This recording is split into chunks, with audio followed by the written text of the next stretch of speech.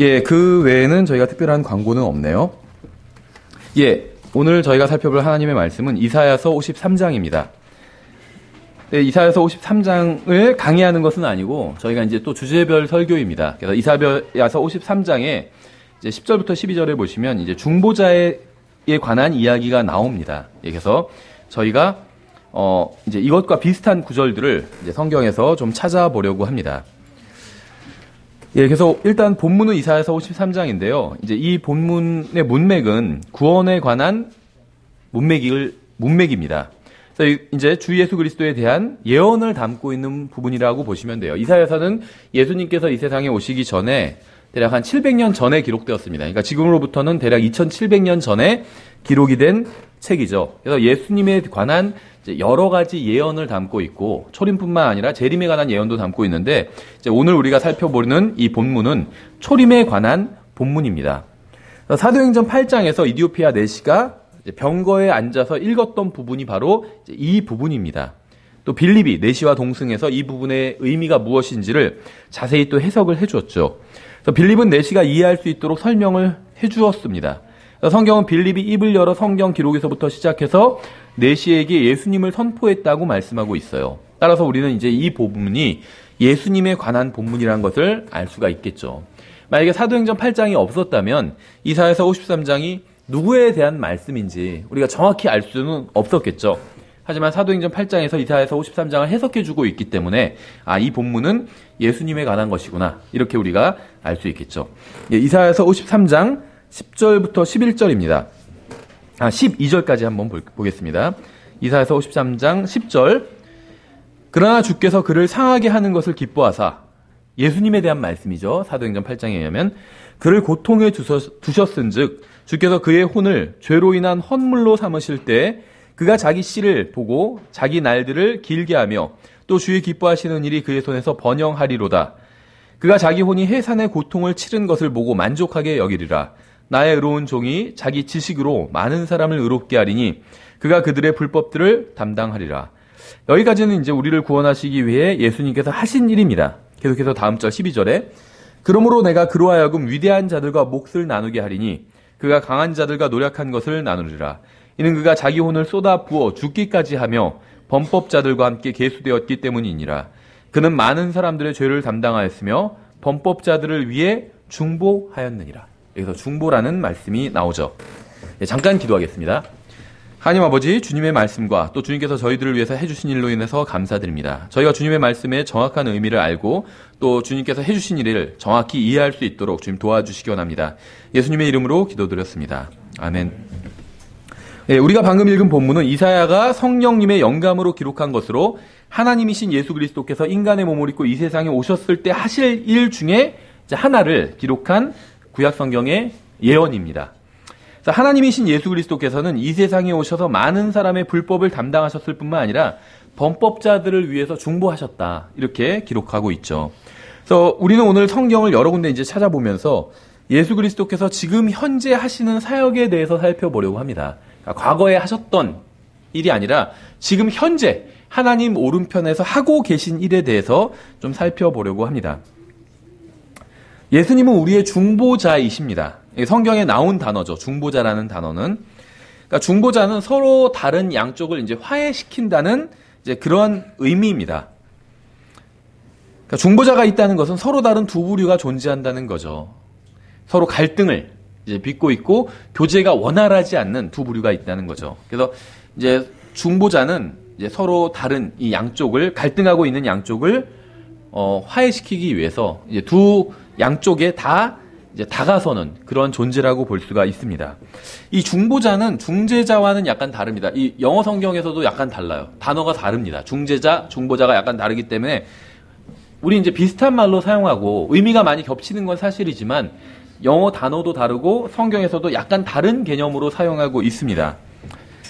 중재자는 서로 원수였던 두 사람을 화해시켜서 친구가 되게 하거나 이제 평화로운 관계를 맺게 하는 것입니다.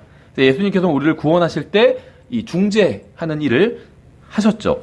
예수님을 믿고 구원받기 전에 우리는 하나님의 원수였기 때문에 예수 그리스도께서 십자가를 통해서 우리를 하나님과 화해시킴으로써 우리는 더 이상 종이라 불리지 않고 친구라고 불릴 수 있게 되었죠. 또 하나님의 아들이라고 불릴 수 있게 되었습니다. 원수였다가 하나님의 아들이 되었죠. 성령님께서도 우리가 하나님을 아바 아버지라 부를 수 있도록 또 도와주셨죠. 그래서 우리는 하나님과 개인적인 관계를 맺고 교제를 나눌 수 있게 되었습니다. 우리는 이제 더 이상 예수님을 중재자로 모실 필요는 없어요. 그러니까 이제 중재자라는 개념은 구원받지 않은 사람들을 구원받을 수 있도록 도와주는 이러한 역할을 하는 개념이라고 보시면 됩니다. 그래서 예수님께서 이미 우리와 하나님을 중재해 주셔서 우리를 하나님께로 데려다 주셨기 때문에 더 이상 다른 중재자가 필요하지 않습니다. 그래서 예수님을 알고 이제 이미 구원받은 우리에게 필요한 것은 이제 중보자입니다. 그러니까 중재자는 구원받지 않은 사람과 하나님을 이어주는 역할을 하는 것이 이제 중재자고, 중보자는 이미 구원받았는데 하나님과 관계가 틀어진 사람을 다시 하나님과 좋은 관계로 회복시켜주는 게 이제 중보자의 역할이라는 겁니다. 그러니까 중재자와 중보자의 개념이 약간 비슷하지만 좀 다르다는 거죠. 그래서 여러분이 이 세상을 살아가다 보면 여러분에게는 중보자가 필요합니다. 그러니까 이미 구원받았잖아요. 예수님을 믿은 사람은 구원받았잖아요. 그러니까 예수님을 믿은 사람에게, 예수님을 믿지 않는 사람에게 필요한 것은 중재자고, 성경에 따르면 예수님을 이미 믿고 구원받은 사람들에게 필요한 것은 이제 중보자라는 겁니다. 여러분이 예수 그리스도를 구원자로 믿었다면 여러분은 더 이상 하나님의 원수가 아니라 하나님의 자녀죠.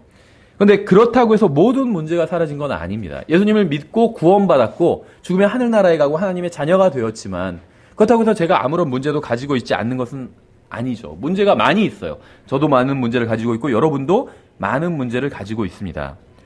가장 큰 문제는 하나님의 자녀가 되었으면서도 하나님과는 완전히 다른 생각을 하면서 살아간다는 거예요. 그렇죠. 우리가 한 집에 같이 살면서 서로 생각이 다르면 그게 얼마나 힘들어요. 같은 생각으로 가족이 살아도 쉽지 않은 경우들이 있죠. 어려운 일을 당할 때도 있고. 근데 생각이 서로 다르면 얼마나 그게 괴로워요. 그렇죠. 볼 때마다 싸우고 생각이 달라서 하나하나 숟갈 놓는 방식, 칫솔 놓는 방식 이런 것까지 다 생각이 다르면 큰일뿐만 아니라 작은 일도 생각이 다 다르면 사는 게 굉장히 어렵다는 거죠. 그러니까 우리가 구원을 받았음에도 불구하고 사는 게 좀 어려운 경우들이 있잖아요. 마음이 평안하지 않고. 그 이유는 여러 가지가 있겠지만 가장 큰 이유는 하나님과 생각이 다르기 때문이라는 거예요. 그렇죠. 하나님께서 지금 우리 주변의 모든 상황과 또 우리 주위에 있는 사람들은 다 하나님께서 허락해 주신 상황과 사람들입니다. 이것이 때로는 좋아 보이지 않을 때도 많이 있어요. 하지만 하나님께서 모든 것을 주관하고 계시잖아요. 근데 하나님께서 그러한 상황과 사람들을, 내 마음에 들지 않는 상황과 내 마음에 들지 않는 사람들을 허락해 주셨다는 거예요. 근데 문제는 하나님의 생각과 나의 생각이 조금 많이 다르다는 게 문제라는 겁니다. 구원받은 대부분의 사람들의 문제는 하나님과 다른 생각을 갖고 있다는 거예요. 하나님과 완전히 다른 관점으로 보고 완전히 다른 생각을 하고 완전히 다른 행동을 합니다. 이게 문제예요. 우리의 문제죠. 그래서 우리는 구원받고 하나님의 자녀가 되긴 했지만 아직 우리의 아버지이신 하나님과는 너무나도 다릅니다. 우리는 하나님과 말하는 방식도 다르고 생각하는 방식도 다르고 원하는 것도 다릅니다. 우리의 성품은 하나님의 성품과 완전히 달라요. 이게 문제라는 거예요. 그러니까 우리가 생각하는, 항상 강조하지만 우리가 생각하는 우리의 문제와 하나님께서 생각하시는 우리의 문제가 완전히 다르다는 거죠. 저도 그런 경우가 있어요. 예를 들면 자동차가 운전을 하다가 좀 뭔가 이상해요. 그래서 제가 생각할 땐 자동차가 어떤 문제가 있다고 생각하고 이제 공업사로 갔더니 속지 않기 위해서 예를 들면 잘 아는 사람이 운영하는 공업사로 갔더니 제가 생각하는 그 문제 외에 또 다른 문제가 있다는 거예요. 그러면 예를 들면 그게 말이 사실이라면 제가 보는 것과 그 사람이 보는 게 서로 달랐지만 진짜 문제는 그 사람이 그 전문가가 지적한 그 문제가 진짜 문제였던 거죠. 제가 생각할 때는 뭐 에어컨이 잘 안 나온다. 이게 문제라고 생각했다면 에어컨 잘 안 나오면 불편하잖아요. 근데 전문가가 봤을 때 에어컨이 문제가 아니라 지금 엔진에 문제가 있다. 이러면 에어컨이 문제가 아닌 거죠. 엔진이 정말 문제인 거죠. 훨씬 더 중요한 문제니까. 마찬가지예요. 인생의 진정한 전문가가 누굴까요? 하나님이에요. 근데 제가 생각할 때 이제 뭐 다른 사람 아니라 제 인생에 문제점이 있어요. 그렇죠. 아직 뭐 돈이 별로 없다든지 아니면 뭐 집이 뭐 어떻다든지 이런 게 저의 문제일 수 있습니다. 아니면 직장이 뭐 어떻다든지 이게 저의 문제일 수 있어요. 우리가 생각할 때 우리의 문제는 주로 돈이 없는 거 이런 거나 아니면 뭐 좀 나이가 젊은 사람 같은 경우에 이제 외모에 관한 거. 나이 먹으면 이제 그런 거 많이 떨어지거든요, 감각이. 외모는 뭐, 그렇죠. 머리숱 뭐 이런 거 별로 문제가 안 돼요. 젊을 땐 그런 게 문제가 되겠지만. 이제 먹고 사는 거, 이런 게 더 큰 문제로 다가올 수가 있겠죠. 그게 이제 우리가 생각하는 우리의 문제예요. 근데 문제는 하나님께서 보실 땐 그러한 것이 전혀 문제가 되지 않을 수도 있다는 겁니다. 하나님께서 보실 때 우리의 문제는 우리의 마음이, 성품이 하나님의 성품과는 너무나도 다르다는 거예요. 그렇죠. 예수 그리스도께서 중보자로서 하시는 일은 바로 구원받은 사람들과 하나님과의 간극을 좁혀주는 겁니다. 그러니까 예수님께서는 우리를 위한 중보자가 되시잖아요. 중보하신다는 건 우리를 위해서 대신 기도해 주신다는 거예요. 근데 예수님께서 주로 중보하시는 분야가 무엇이냐 하면 우리의 물론 물질적인 필요도 채워주시죠. 근데 그것은 어떤 메인, 중요 분야는 아닙니다. 예수님께서 우리를 위해서 중보하시는 가장 중요한 그 포인트는 무엇이냐면 우리와 우리의 마음, 우리의 성품과 하나님의 마음, 하나님의 성품 사이엔 큰 간극이 있어요. 이 간극을 좁혀주는 일을 주로 하신다는 겁니다. 제 안에 계신 주 예수 그리스도의 영이신 성령님께서 하시는 일은 저를 하늘에 계신 저의 아버지처럼 만들어주시는 거예요. 우리가 예수님을 구원자로 받아들일 때 성령님께서 우리 마음에 들어오셨잖아요. 그냥 마음에 들어온 걸로 쳐주는 것이 아니라 실제로 들어오셨어요. 제 이 육신 안에는 옛사람도 있고 죄의 본성도 그대로 있지만 성령님께서도 들어와 계십니다. 근데 그 성령님께서 주로 하시는 일이 있어요. 간절히 원하시는 일이 있고 그것이 무엇이냐면 제가 건강하게 이 세상에서 잘 먹고 잘 사는 게 아닙니다. 저는 그걸 원하죠. 우리가 뭐 여러 가지 기도를 하지만 사실 원하는 건 딱 하나예요. 이 세상에서 건강하게 잘 먹고 잘 사는 것. 그 다음에 나의 가족이 또 건강하고 잘 먹고 잘 사는 것. 이게 다 우리가 기도를 뭐 고상한 말로 하지만 그게 핵심 아닌가요? 그냥 사는 게 아니라 건강하게 잘 먹고 잘 사는 것. 우리의 기도를 다른 말로 바꾸면 이거예요. 근데 성령님께서 우리 안에 계시면서 우리를 위해서 기도하시는 내용은 그것이 아니라는 겁니다. 저는 지금 그것이 전혀 중요하지 않다 이런 얘기를 하는 건 아니에요. 그것도 중요합니다. 이 세상에서 먹고 사는 문제도 중요해요. 그래서 저희가 오후 성경 공부 시간에 이제 그런 문제를 다루려고 합니다. 중요합니다. 중요한데 성령님께서 가장 중요한 것으로 여기고 간구하고 계신 것은 그것이 아니라는 겁니다. 그럼 성령님께서는 무엇을 원하시냐? 저를 하나님을 닮은 경건한 사람으로 하나님과 같은 성품을 지닌 사람으로 만들어 주시는 것. 이게 성령님께서 가장 원하시는 일이라는 겁니다. 우리가 이러한 진리를 이해하는 것은 정말 중요합니다. 우리 중에 열심히 있는 사람들은 스스로 경건해지려고 노력을 합니다.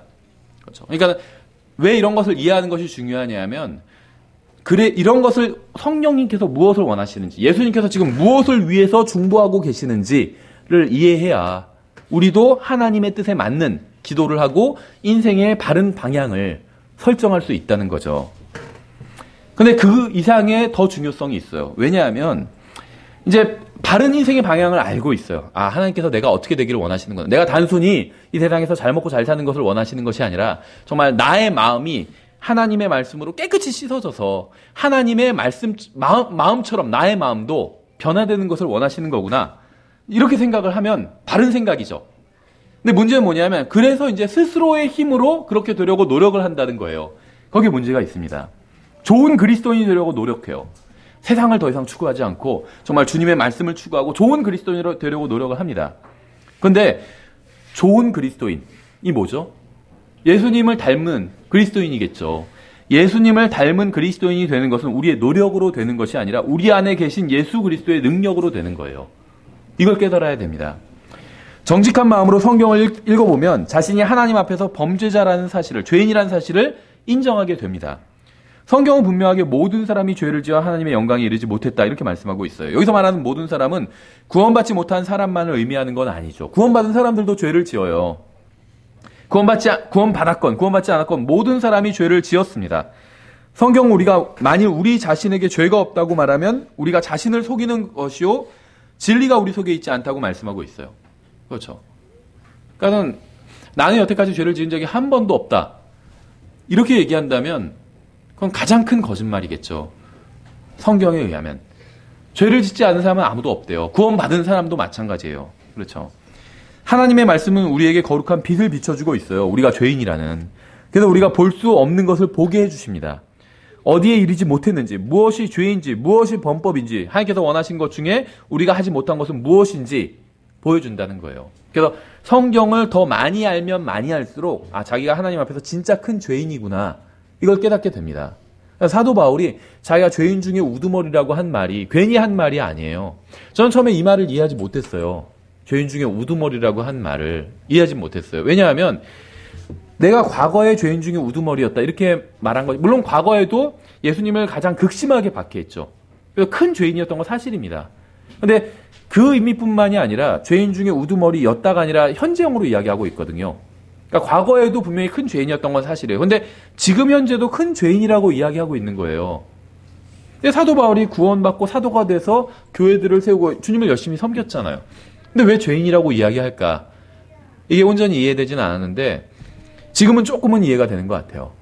바울은 하나님의 말씀에 더 가까이 갔던 거예요. 저보다는 훨씬 더. 그렇죠. 그러니까 하나님의 말씀은 거울과 같다고 나와 있잖아요, 성경에. 거울에 가까이 가서 보니까 자기가 얼마나 더러운 사람인지가 보였던 겁니다. 구원 받았음에도 불구하고 여전히 죄에 찌들어 있는 그 마음을 본 거예요. 바울의 죄는 무엇이었죠? 주로 탐심이었죠. 탐심. 뭘 훔치지도 않았어요. 탐심만 있었습니다. 탐심. 근데 성경은 우리가 봤을 땐 탐심이라는 죄의 그 등급이 그렇게 높지 않다고 생각하지만 성경은 탐심은 우상숭배라고 말씀하고 있어요. 탐심은 좀 작은 죄, 우리가 생각할 때. 마음으로만 그냥 짓는 죄잖아요. 실제로 뭘 훔친 것도 아니잖아요, 탐심은. 그러니까 우리가 생각할 땐 작은 죄고, 우상숭배는 굉장히 큰 죄죠. 그렇잖아요. 기독교인이 무슨 막 불상 앞에서 절하고 그러면은 큰 죄를 지었다고 생각하겠죠. 다른 기독교인들이 봤을 때. 근데 성경에선 탐심의 그 죄의 레벨이 우상숭배만큼 큰 죄라는 거예요. 바울은 자기가 그 죄를 짓고 있다는 사실을 알고 있었습니다. 하나님의 말씀에 가까이 가면 가까이 갈수록, 거울에 더 가까이 갈수록 더 자세히 자기를 보게 됐던 거죠. 여러분 중에 내가 그래도 하나님 앞에서 좀 괜찮은 사람이 아닌가 이렇게 하시는 분이 있다면 너무 거울을 멀리서 보고 있는 거예요. 10m, 저도요, 거울 멀리서 보면 잘생긴 것처럼 보이거든요. 가까이 가서 보니까 이건 아니다, 이런 생각이 들더라고요. 거울 보면. 그렇죠. 근데 멀리서 보면 이 정도면 그래도, 보통 남자들이 그런 생각한다고 하더라고요. 여자들은 거울을 보면 내가 좀 부족한 게 아닌가 이런 생각하고, 남자들은 대부분은 뿌듯해한대요. 그래도 이 정도면 괜찮은 거 아닌가. 뭔가 시력이 잘못된 거죠. 거울이 잘못될 리는 없으니까. 거울을 너무 멀리서 본 거예요. 여자들처럼 손거울로 자세히 보면요, 자기를 깨닫게 됩니다. 어쨌든 간에 그래서 성경은 우리의 문제가 무엇인지 정확히 보여주고 있어요. 그래서 성경을 더 많이 연구하면 연구할수록, 또 진실한 마음으로 성경을 대하면 대할수록 내가 하나님 앞에서 큰 죄인이란 걸 깨닫게 됩니다. 이거는 단순히 구원받지 못한 사람 이야기가 아니에요. 구원받은 사람들이 더 죄인이란 걸 깨닫게 됩니다. 구원받지 못한 사람들은 오히려 하나님의 말씀을 대하지 않기 때문에 자기가 죄인이란 걸 잘 몰라요. 근데 구원받고 성경을 연구하면 연구할수록 나는 하나님 앞에서 깨끗하구나, 이걸 느끼는 것이 아니라 나는 하나님 앞에서 더 죄인이구나. 예전엔 내가 그냥 괜찮은 사람이라고 생각했는데 지금 성경을 연구하면 연구할수록 내가 정말 예수님이 아니었다면 난 지옥에서 영원히 있어야만 하는 존재구나, 이걸 깨닫게 되는 거예요. 그래서 성경 잘 모르는 사람들은 구원받지 않은 사람이 지옥에서 영원을 보낸다는 건 좀 너무한 거 아닌가 이렇게 생각하는데, 성경을 연구하면 연구할수록 그게 너무한 것이 아니라 합당한 것이라는 사실을 알게 돼요. 정말 극심한, 영원히 지옥에 있을 수밖에 없는 죄인이었구나. 이거를 성경을 알면 알수록 하나님을 더 알게 되기 때문에 하나님과 자기를 비교하니까 내가 그분과 함께 있을 수가 없구나, 이거를 깨닫게 된다는 거죠.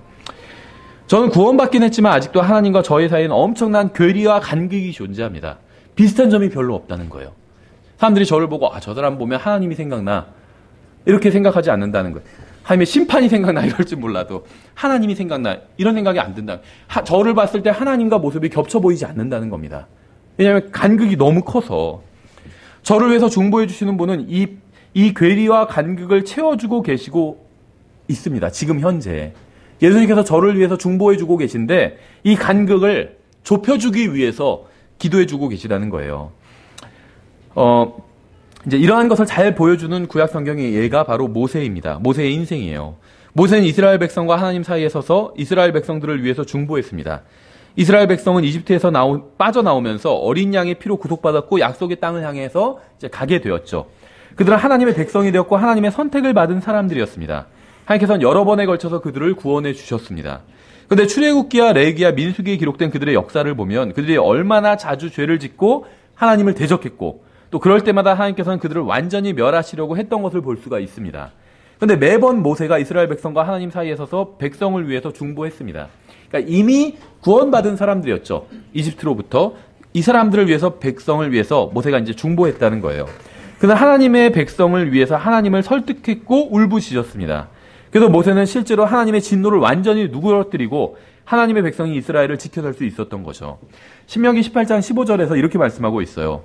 주 내 하나님께서 내 한가운데서 곧 내 형제들 중에서 나와 같은 대언자 하나를 너를 위하여 일으키시리니 너희는 그의 말에 귀를 기울일지니라. 그러니까 하나님께서는 모세와 같은 대언자를 한 사람 일으키실 것이고 우리는 그의 말을 들어야 한다. 이것이 모세의 메시지의 핵심이었던 거죠. 그리고 하나님께서 실제로 모세와 같은 대언자를 보내주셨습니다. 제가 구원받은 이후에 아마 저의 원수이자 저를 고소하는 사탄, 마귀가 하나님 앞에 나와서 저의 죄를 지적하면서 몇 번이나 이렇게 이야기를 했을 거예요. 하나님께. 욥기를 보면 나와 있잖아요. 마귀가 하나님 앞에 나와서 하나님의 백성들을 고소하는 장면이 나오죠. 그러니까 우리가 하나님의 자녀들, 하나님의 백성을 고소한다면 그건 마귀가 하는 일을 하고 있는 거예요.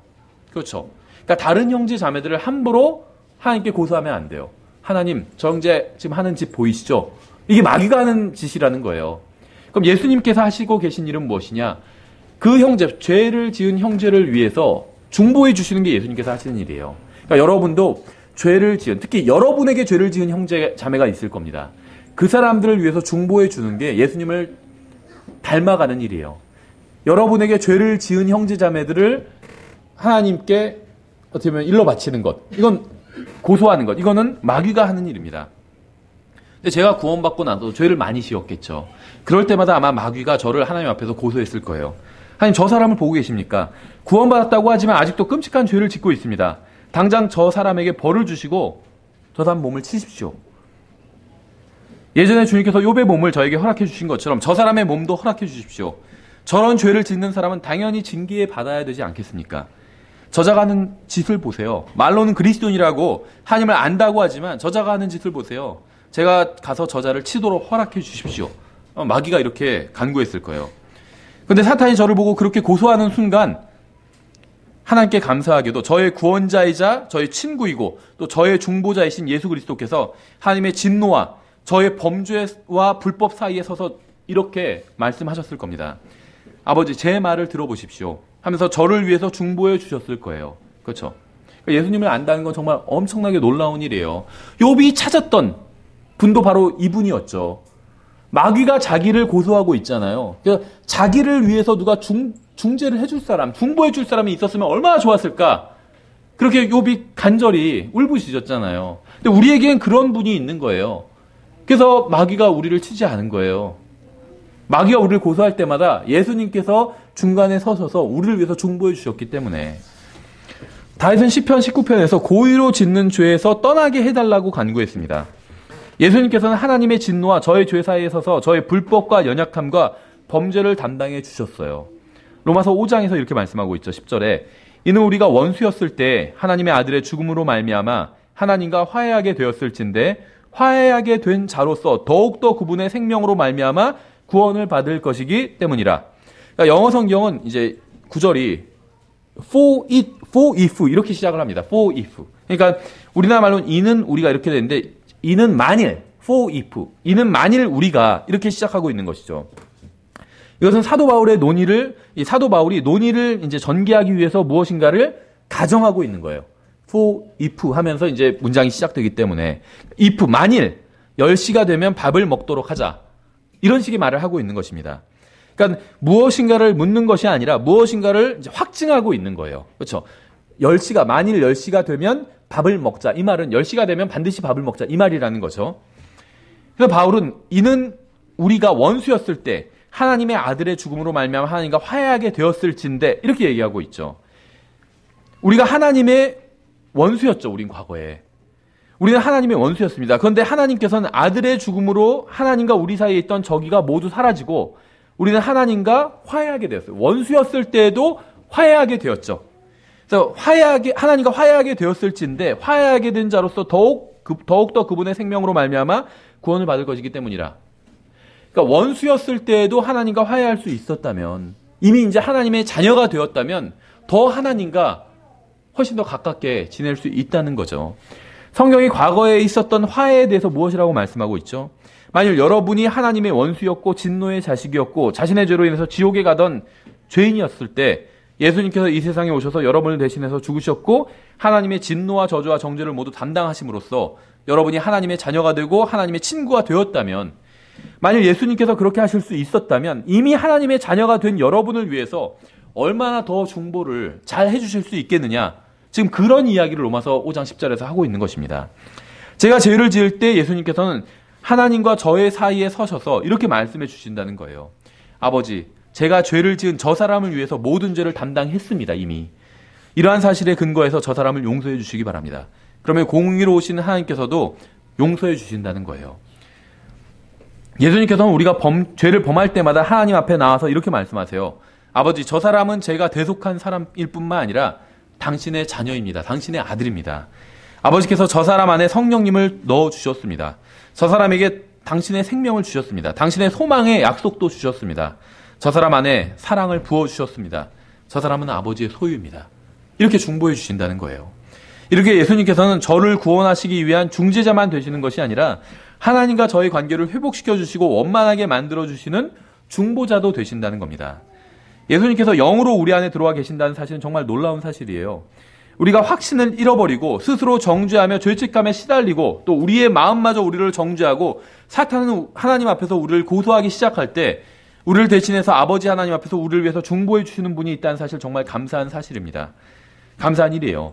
이 세상에서 저를 가장 잘 아시는 예수 그리스도께서는 과거에 저를 위해서 죽어주셨을 뿐만 아니라 현재는 저를 위해서 중보해 주고 계시다는 거예요. 저의 마음을 이 세상 누가 알아주겠어요? 그렇죠. 예수님은 알아주신다는 거예요.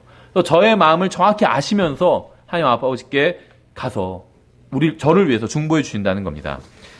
로마서 8장 26절에도 나오죠. 이와 같이 성령께서도 우리의 연약함을 도우시나니 우리가 마땅히 기도할 바를 알지 못하나 성령께서 말로 할 수 없는 신음으로 친히 우리를 위해 중보하시느니라. 마음을 살피시는 분께서 성령의 생각이 무엇인지 아시나니 이는 그분께서 하나님의 뜻대로 성도들을 위해 중보하시기 때문이라. 그러니까 이미 구원받을 사람들을 위해서 할 때는 중보라고 분명히 말씀하고 있죠. 우리가 알거니와 하나님을 사랑하는 자들 곧 그분의 목적에 따라 부르심을 받은 자들에게는 모든 것이 합력하여 선을 이루느니라. 이 28절 굉장히 유명한 구절이잖아요. 근데 문맥이 바로 이러한 문맥이에요. 우리를 위해서 중보하시는 성령님, 이것이 문맥이라는 겁니다. 저는 제 주위에서 일어나는 일의 의미를 이해하지 못할 때도 있어요. 왜 그런 일이 일어났을까? 왜 그런 안 좋은 일이 일어났을까? 이해하지 못할 때도 있습니다. 여러분도 아마 마찬가지일 거예요. 하나님께서 왜 그러한 일이 일어나게 하셨는지 알지 못하는 경우가 있습니다. 앞으로 일이 어떻게 전개될지 모를 때도 있어요. 상황을 이해하지 못하는 경우도 있습니다. 그런데 그럼에도 불구하고 분명하게 아는 사실이 있습니다. 바로 우리가 알거니와 하나님을 사랑하는 자들 곧 그분의 목적에 따라 부르심을 받은 자들에게는 모든 것이 합력하여 선을 이루느니라 라는 사실이죠. 이것이 제가 아는 것이고 이러한 사실을 알고 있다는 것은 엄청난 축복입니다. 이 세상에서 무슨 일이 일어나도 저를 향한 하나님의 목적은 변하지 않는다는 거예요. 그런데 27절에서는 예수 그리스도께서 알고 계신 것이 무엇인지 나와요. 예수님께서는 제 안에 계신 성령님께서 무엇을 위해서 기도하시는지 알고 계십니다. 이것이 바로 예수 그리스도께서 알고 계신 것이죠. 하나님 앞에 계신 예수 그리스도께서는 제 안에 계신 성령님께서 중보하시는 내용이 무엇인지 정확하게 알고 계십니다. 또 정확하게 그 동일한 것을 하나님 아버지 앞에서 중보하고 계세요. 제가 아는 전부라고는 앞으로 어떤 일이 일어나든 상관없이 모든 것이 협력하여 선을 이루게 될 것이라는 사실, 이게 제가 아는 전부죠. 근데 예수님께서는 어떤 일이 일어나고 있고 그 일이 왜 일어나고 있는지 아시고 아버지께 중보해 주고 계신 거예요. 이 세상에 있는 저의 육신 안에는 성령 하나님께서 거하고 계십니다. 저는 제가 하는 일이 무엇이 잘못되었는지 모르는 경우도 많아요. 어떤 일을 하면서 이게 왜 잘못됐는지 모르고 있는 경우도 많다는 거죠. 저도 모르게 지은 죄가 무엇인지, 저도 모르게 제가 지은 죄가 있고 제가 그런 것도 잘 모르고 있는 경우도 많다는 겁니다. 저로 하여금 예수 그리스도로부터 마음이 떠나게 하기 위해서 영적인 세계에서 어떤 일이 벌어지고 있는지 또 그것도 저는 모른다는 겁니다. 제가 알고 있는 것은 예수님께서 제 안에 선한 일을 시작하셨고 언젠가 그 일을 완수해 주실 것이라는 사실, 그건 알고 있어요. 그렇죠?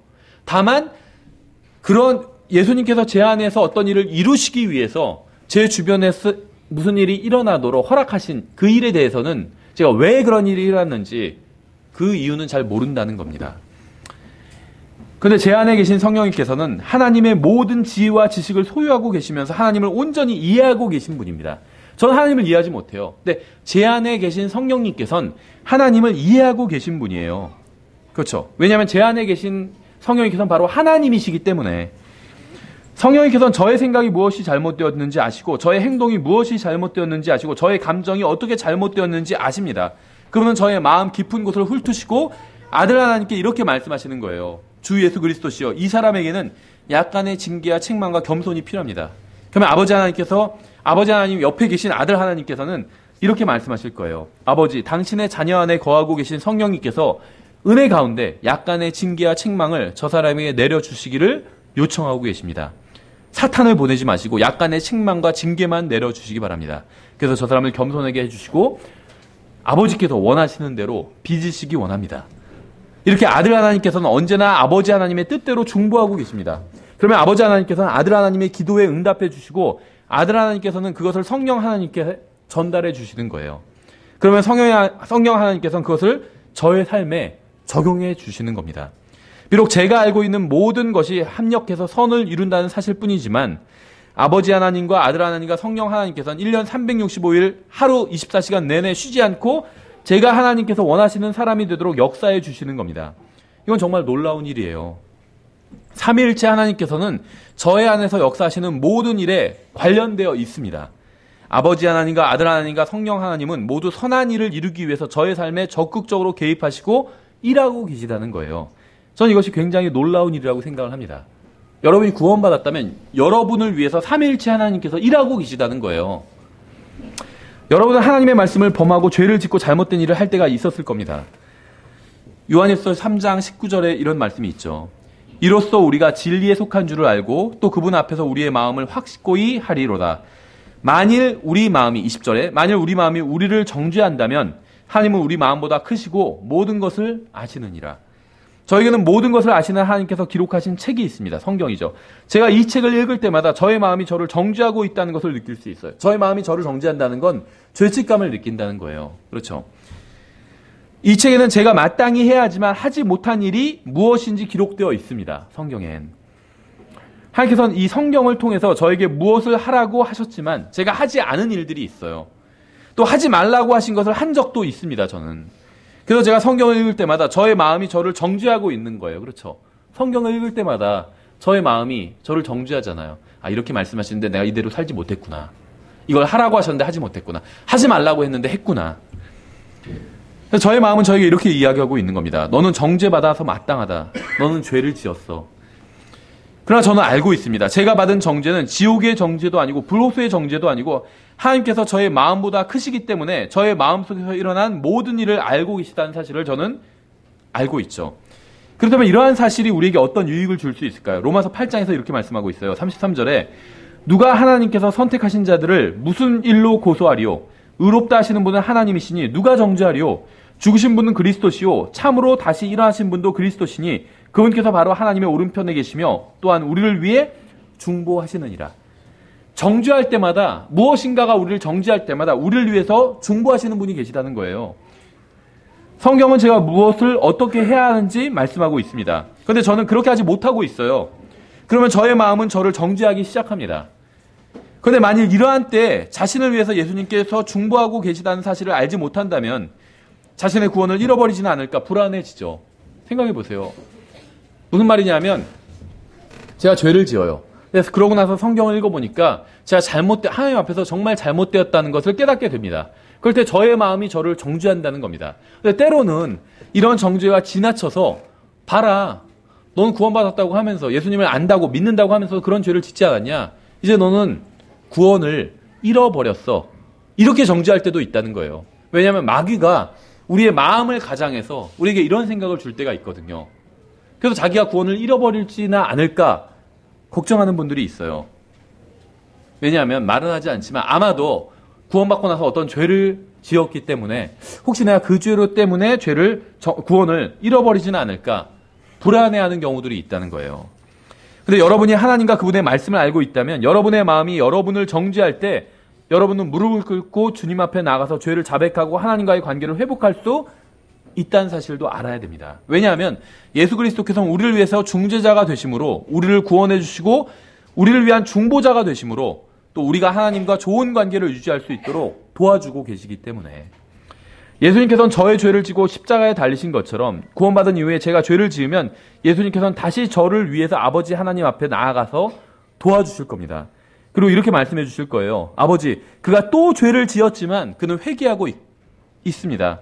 다시 아버지 앞에 나아가고 싶어 합니다. 아버지께서는 거룩하시기 때문에 죄를 미워하시고 경멸하시지만 제가 간구드리오니 저의 상처난 이 손을 봐주시기 바랍니다. 제가 저 죄를 대속하기 위해서 죽었습니다. 제가 저 사람의 죄값을 치르기 위해서 죽었다는 사실을 다시 한번 상기시켜 드립니다. 저 죄에 대한 아버지의 진노는 제가 제 몸으로 이미 다 받았습니다. 이렇게 중보해 주고 계시다는 거예요. 예수님을 알고 있다는 사실 정말 놀라운 겁니다. 예수님을 믿는 사람 중에는 구원받은 사람도 죄를 지으면 구원을 잃어버리게 된다고 주장하는 사람들도 있습니다. 그들은 자신들이 무엇을 소유하고 있는지 알지 못하고 있는 거예요.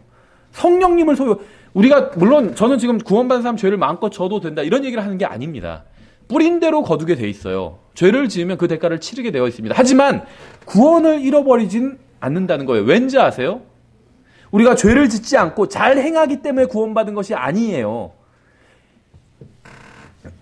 죄를 지어도 구원을 잃어버리지 않는 이유는 죄를 짓지 않았기 때문에 구원을 받은 것이 아니기 때문입니다. 자꾸 때문에 하니까 말이 이상해지는데 한마디로 죄를 지었다면 하나님 앞에서 못난 짓을 한 거죠. 근데 우리가 잘나서 구원받은 게 아니라는 거예요. 또 못난 짓을 해도 구원을 잃어버리지는 않는다는 겁니다. 왜냐하면 이미 못난 짓을 했을 때 구원을 받았어요. 예수님을 믿는다는 그 이유 하나만으로. 그래서 다시 못난 짓을 해도 구원을 잃어버리지는 않는다는 거예요. 다만 죄를 지으면 대가를 치르게 돼요. 이 세상에서 예를 들면 남의 것을 훔치거나 살인을 저지르거나 그러면 구원받은 사람이랄지라도 그 대가를 치러야 돼요. 감옥에 가야 된다는 거죠. 그렇죠. 하나님께서 끝까지 숨겨주시고 경찰한테 잡히지 않도록 도와주시고 이렇게 하지는 않으신다는 겁니다. 뿌린 대로 거두리라고 말씀하셨어요. 그것이 하나님의 법칙이고 하지만 지옥에 가지는 않는다는 겁니다. 그렇죠.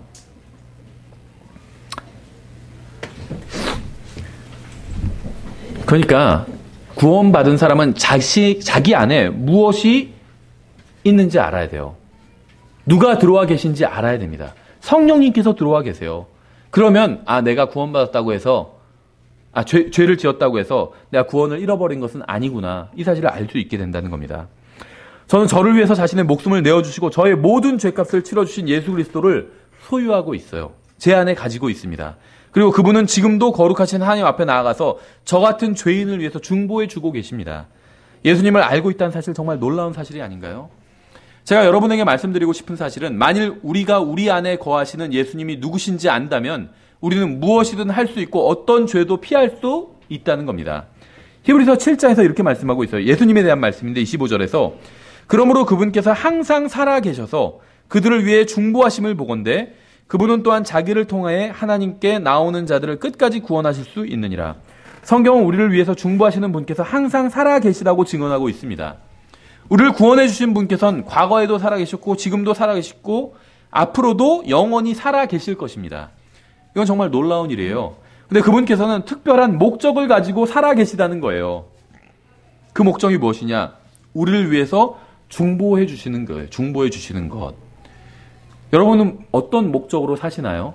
인생의 목적이 있잖아요. 하나님께도 예수님은 하나님이죠. 근데 예수님께서 살아 계시죠, 지금. 근데 예수님의 하나님인데 인생이라고 하면 말이 좀 이상하지만 그냥 라이프라는 관점으로 예수님의 인생에 목적이 있다는 거예요. 근데 그 목적이 무엇일까요? 여러분의 인생의 목적은 무엇인가요? 어떤 사람은 돈을 벌기 위해서 삽니다. 즐기기 위해서 사는 사람들도 있어요. 지금은 이게 대세죠. 즐기기 위해서 사는 것이 대세죠. 죽지 못해 사는 사람도 있어요. 그렇죠. 차라리 죽었으면 좋겠다. 뭐 이런 사람도 있어요. 그러니까 죽지 못해. 근데 죽는 것도 쉬운 일이 아니잖아요. 그러니까 죽지 못해 사는 사람도 있습니다. 그런데 예수님께서는 특별한 목적을 가지고 살아 계세요. 예수님의 인생에 목적이 있다는 거예요. 그것은 바로 저를 아버지 앞에서 중보하시기 위함이라는 겁니다. 자신이 영광을 누리고 찬양을 받기 위해서 사시는 것이 아니라 예수님께서 지금 살아계신 이유와 목적이 무엇이냐면 우리를 위해서, 저를 중보하시기 위해서 사신다는 거예요. 이게 지금 히브리서 7장 25절에서 말씀하고 있는 거죠. 만약 여러분이 셋째 하늘에 계신 예수님을 부르면서 이렇게 묻는다면 예수님께서 사시는 이유가 무엇입니까? 그럼 예수님께서는 자신의 말씀을 통해서 이렇게 응답해 주신다는 거예요. 너를 위해 중보하기 위해서 산다. 나를 통해 하나님 앞에 나를 통해서 하나님 앞에 나온 너를 끝까지 구원하기 위해서, 끝까지 중보해 주기 위해서, 네가 사는 모든 순간, 네가 사는 모든 상황에서 너를 위해서 중보해 주기 위해서 내가 살고 있다. 이렇게 말씀하신다는 겁니다. 지금 예수님은 무엇을 하고 계신지 궁금해하는 사람들이 있어요. 그렇죠? 하늘나라에서 무엇을 하고 계실까, 예수님께서? 이거 궁금해하는 사람들이 있습니다. 그분이 무엇을 하고 계시는지 아세요?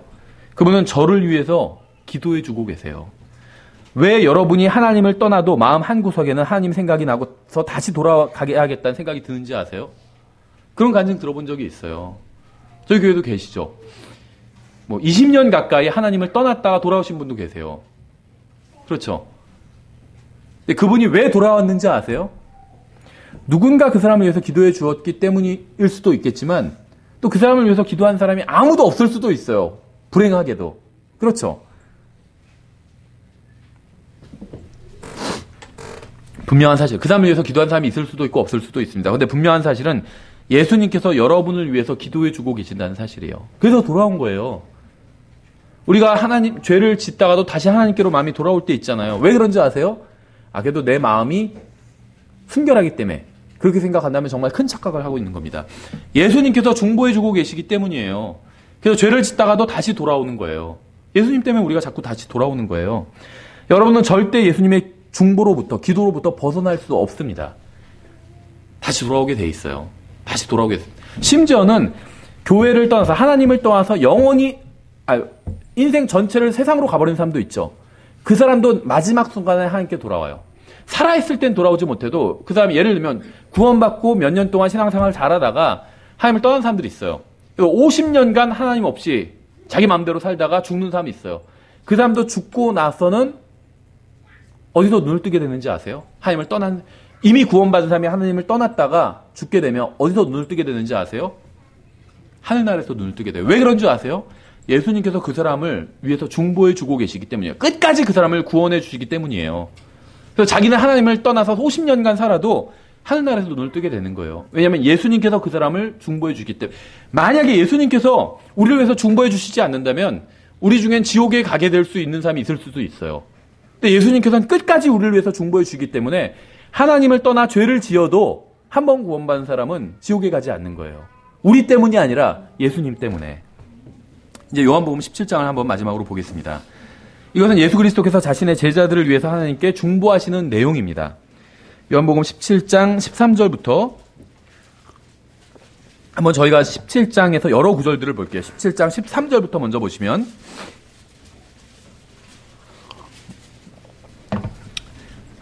이 말씀은 저에게 굉장히 큰 의미가 있어요. 여러분에게도 마찬가지예요. 17장 13절, 14절. 이제 내가 아버지께로 가오니 내가 세상에서 이것들을 말하옵는 것은 그들이 내 기쁨을 자기들 안에 성취하게 하려 함이니이다. 내가 아버지의 말씀을 그들에게 주매 세상이 그들을 미워하였사오니 이는 내가 세상에 속하지 아니한 것 같이 그들도 세상에 속하지 아니하기 때문이니이다. 예수님께서 저에게 주신 기쁨은 엄청나게 큰 것이어서 이 세상의 증오가 그것을 빼앗아 가지 못합니다. 15절. 나는 아버지께서 그들을 세상에서 데려가시라고 기도하지 아니하오며 다만 그들을 악에서 지켜주시라고 기도하나이다. 예수님께서 기도하시면서 구하시는 게 무엇인지 보세요. 예수님께서는 하나님의 백성들을 이 세상에서 즉시 데려가라고 그렇게 구하고 계시지 않죠. 하나님의 백성들이 한동안 이 세상에서 살아가야 한다는 그런 기도를 하고 계신 겁니다. 왜냐하면 예수님께서는 자신의 빛을 우리들에게 남겨두셨고 우리가 자신의 증인이 되기를 원하시기 때문이에요. 그러니까 우리에게 사명을 주셨기 때문에 우리를 이 세상에서 즉시 데려가지 않으신 겁니다. 우리에게 자신의 빛을 주셨어요. 근데 그 빛을 주신 이유는 우리가 이 빛을 이 세상에 밝히게 하기 위해서 주셨다는 거죠. 주님께서 오실 때까지 우리가 이 세상에 남아서 주님과 주님의 말씀을 증언하기를 원하셨던 겁니다. 16절에 내가 세상에 속하지 아니한 것 같이 그들도 세상에 속하지 아니하나이다. 아버지의 진리로 그들을 거룩히 구별하옵소서. 아버지의 말씀은 진리이니이다. 예수님께서는 아버지 하나님께 간구하시면서 하나님의 말씀인 성경으로 제자들을 이 세상의 불결함으로부터 지켜달라고 기도하고 계신 겁니다. 다음 절 18절에 아버지께서 나를 세상에 보내신 것 같이 나도 그들을 세상에 보내었고 또 내가 그들을 위하여 내 자신을 거룩히 구별하오니 이것은 그들도 진리를 통해 거룩히 구별되게 하려 함이니이다. 내가 이 사람들만을 위해 기도하지 아니하고 그들의 말로 인하여 나를 믿을 자들을 위해서도 기도하오니 예수님께서는 자신을 믿는 모든 사람을 위해서 기도하신 겁니다. 그렇죠. 그러니까 여러분은 사도들의 증언, 신약 성경을 믿었죠. 그러니까 제자들뿐만 아니라 여러분, 우리를 위해서도 기도하신 거죠. 이제 다음 절에 예수님께서 자신을 믿는 자들을 위해서 기도하신 내용이 무엇인지가 나와요. 21절에 이것은 그들이 다 하나가 되게 하려 함이니이다. 아버지여, 아버지께서 내 안에, 내가 아버지 안에 있는 것 같이 그들도 우리 안에서 하나가 되게 하사 아버지께서 나를 보내신 것을 세상이 믿게 하옵소서. 예수님께서는 구원받아 거듭난 모든 그리스도인들이 서로를 사랑하고 친밀하게 교제를 나누고 평화롭게 지내기를 원하셨던 겁니다. 왜냐하면 이러한 일이 벌어지면 세상 사람들도 예수님을 믿게 될 것이라는 사실을 아셨기 때문에. 세상 사람들이 예수님을 믿지 않는 큰 이유 중에 하나는 그분을 믿는 사람들이 그분의 명령대로 살지 않기 때문이에요. 세상 사람들이 예수님을 믿지 않는 이유가 많이 있죠. 근데 그 중에서 가장 큰 이유가 무엇이냐 하면 예수님을 믿는 사람들이 예수님의 말씀대로 살지 않는다는 거예요. 그렇죠. 그러니까 교회 다녀도 다 뭐 똑같다. 나쁜 사람 더 많다. 목사 더 나쁜 사람들 많다. 그런 비판하잖아요. 그 다음 절에 22절에 아버지께서 내게 주신 영광을 내가 그들에게 주었사오니 이것은 우리가 하나인 것 같이 그들도 하나가 되게 하려 함이니이다. 내가 그들 안에 있고 아버지께서 내 안에 계시나니 이것은 그들이 하나 안에서 완전해지게 하려 함이며 아버지께서 나를 보내신 것과 또 아버지께서 나를 사랑하신 것 같이 그들도 사랑하신 것을 세상이 알게 하려 함이니이다. 이것이 바로 자신의 제자들과 그들을 통해서 믿게 될 사람들을 위해서 하신 예수님의 기도였죠. 24절 아버지여 원하건대 아버지께서 내게 주신 자들도 내가 있는 곳에 나와 함께 있게 하사 아버지께서 세상의 창건 이전에 나를 사랑하셨으므로 친히 내게 주신 나의 영광을 그들이 보게 하옵소서. 제가 죽으면 하늘나라에 가는 걸 어떻게 아는지 아세요? 예수님께서 아버지께 그렇게 해달라고 간구하셨기 때문에 저는 죽으면 하늘나라에 가는 겁니다. 그렇죠? 다른 조건이 없어요. 예수님께서 그냥 요청하신 거, 여기에는 어떤 조건이 없어요. 그냥 요청하신 겁니다. 예수님을 믿는 사람들을 예수님과 함께 있게 해달라고 요청하셨잖아요. 이게 그러니까 우리가 죽으면 하늘나라에 가는 이유가 그냥 우연히 그렇게 된 게 아니에요. 예수님께서 그렇게 요청하셨기 때문이에요. 그래서 앞으로 무슨 일이 일어나도 우리는 죽으면 하늘나라에 가게 될 겁니다. 왜냐하면 예수님께서 요한복음 17장 24절에서 그런 요청을 하셨기 때문에 저는 예수님께서 기도 응답 받으실 것이라고 믿습니다. 그래서 저는 죽으면 하늘나라에 가게 되는 거예요. 그리고 저는 하늘나라에 갈 뿐만 아니라 예수님의 영광도 보게 될 것입니다. 계속해서 다음 절 25절에 오 의로우신 아버지여 세상이 아버지를 알지 못하였을 때 나는 아버지를 알았사옵고 이들도 아버지께서 나를 보내신 줄 알았사옵나이다. 내가 아버지의 이름을 그들에게 밝히 드러내었고 또 드러내리니 이것은 아버지께서 나를 사랑할 때 보여주신 그 사랑이 그들 안에 있게 하고 나도 그들 안에 있게 하려 함이니이다 시니라. 이 공부를 마치기 전에 여러분이 반드시 알아야 될 사실이 있습니다. 주 예수 그리스도께서는 아버지 하나님과 성령 하나님께서 내가 예수 그리스도처럼 되도록 내 안에서 일하신다는 사실이에요. 이것이 바로 예수님께서 우리를 위해서 기도해 주시는 핵심적인 내용입니다. 몇 가지만 한번 생각해 볼게요. 설교를 끝내기 전에. 첫째, 여러분이 그리스도인답게 사는 게 어려운 이유가 무엇인지 아세요? 쉽진 않죠. 저는 그리스도인답게 사는 게 너무 쉽다 이렇게 얘기하는 분들 많이 만나보진 못했어요. 어렵죠. 그렇죠. 우리 서로 보면 알잖아요. 어렵다는 걸. 그 이유는 여러분이 여러분 안에서 일하시는 하나님과 싸우고 있기 때문이에요. 성령님께서 여러분 안에서 중보해 주시고 예수 그리스도께서 아버지 앞에서 중보해 주시고 아버지 하나님께서 여러분이 바른 길을 가도록 일하시는데 여러분이 반대 방향으로 가려고 한다면 여러분은 난간에 부딪히게 될 것입니다. 하나님과 싸우는 것은 어려운 일이에요. 그렇죠? 생각해 보세요. 예수님께서 지금 내 안에서 운전하고 계시는데 내가 지금 그걸 막고 있는 거예요. 막 핸들을 막 돌리고 있고 방해하고 있는 거예요. 그러면 차가 제대로 가겠어요? 그러니까 제대로 간다는 건 뭐냐면 우리가 인생의 길을 제대로 간다는 건 무엇이냐면 세상에서 성공하는 것이 아니에요. 저는 세상에서 성공하는 것이 나쁘다는 이야기가 아니에요. 저는 다 여러분들이 세상에서 성공했으면 좋겠어요. 잘 먹고 잘 살게 됐으면 좋겠습니다. 비꼬는말이 아니라 실제로 진짜 여러분이 원하시는 좋은 대학에 가고 좋은 직장을 잡고 좋은 집에서 살고 좋은 차를 타고 다니게 됐으면 좋겠어요. 그건 나쁜 게 아니에요. 그렇죠? 그건 나쁜 거다. 일부러 막 가난하게 살고 어떤 예전에 뭐 기사 보니까 어떤 노숙자인데 실제 그 사람 재산을 보니까 뭐 50억인가 있대요. 그런데 그냥 밖에서 노숙하면서 산대요. 뭐 공황장애인가 왔나? 뭐 그래서 집에서는 혼자 못 있는데요. 그래서 재산이 엄청나게 많은데도 밖에서 노숙하면서 거지처럼 살고 있는 거예요. 잘 먹고 잘 사는 게 좋은 거죠. 그건 나쁜 게 아니에요. 굳이 잘 먹고 잘 살 수 있는데 막 비참하게 살 필요는 없어요. 어렵게 살 필요는 없다는 거죠. 그렇죠? 근데 그게 인생의 목적은 아니라는 겁니다. 비록 이 세상에서는 잘 먹고 잘 살지 못해도 또 성공하지 못해도 사업이 잘 안 돼도 좋은 대학에 가지 못해도 좋은 대학에 가면 좋겠죠. 근데 가지 못해도 궁극적으로 큰 문제가 일어난 것은 아니라는 겁니다. 그렇죠? 그래도 여전히 왜냐하면 그래도 여전히 여러분 그리스도인답게 하나님의 뜻대로 살 수 있기 때문에. 근데 만약에 여러분이 이 세상에서 원하는 모든 일을 이루고 큰 성공을 거두고 큰 돈을 벌었다 할지라도 그리스도인답게 살지 못한다면 그건 큰 문제에 빠진 거예요. 이게 문제라는 거예요. 다른 게 문제가 아니라. 둘째, 왜 여러분의 기도가 응답받지 못하는지 아세요? 기도를 하는 동기와 목적이 잘못되었기 때문입니다. 그러므로 우리는 하나님의 뜻이 무엇인지 찾고 배워야 돼요. 성령님께서 동의하시는 기도가 무엇인지 알아야 됩니다. 우리는 무엇을 구하고 어떤 기도를 해야 하는지 모를 때가 있어요. 근데 그럴 때 대부분의 그리스도인들이 어떻게 하는지 아세요? 기도하지 않아요. 근데 우리는 우리의 마음을 지배하고 있는 쓰레기들을 모두 비워버리고 기도의 골방으로 들어가야 됩니다. 그리고 말할 수 없는 신음으로 우리를 위해서 중보하시는 성령님의 간구가 무엇인지 알려달라고 기도해야 돼요. 마지막으로 말씀드릴 것은 이 정말 광활한 우주의 주인이신 하나님께서 셋째 하늘에 있는 왕자에 앉아 계시고 오른편에는 저의 죄로 인해서 죽으신 아들 하나님께서 계시고 성령님께서는 제 안에 거하시면서 제가 구원받은 이후에 모든 순간마다 하나님의 목적을 제 안에서 이루시려고 일하고 계시다는 사실이에요. 그러니까 하나님께서 일하시는 것을 막지 말라는 겁니다. 방해하지 말라는 거예요. 하늘에 계신 하나님 아버지께서 또 그 우편에 앉아 계신 예수 그리스도께서 또 여러분 안에 계신 성령님께서 여러분 안에서 여러분을 위해서 일하고 계시다는 거예요. 근데 그걸 막지 말라는 거예요. 그걸 막지 말라는 거예요.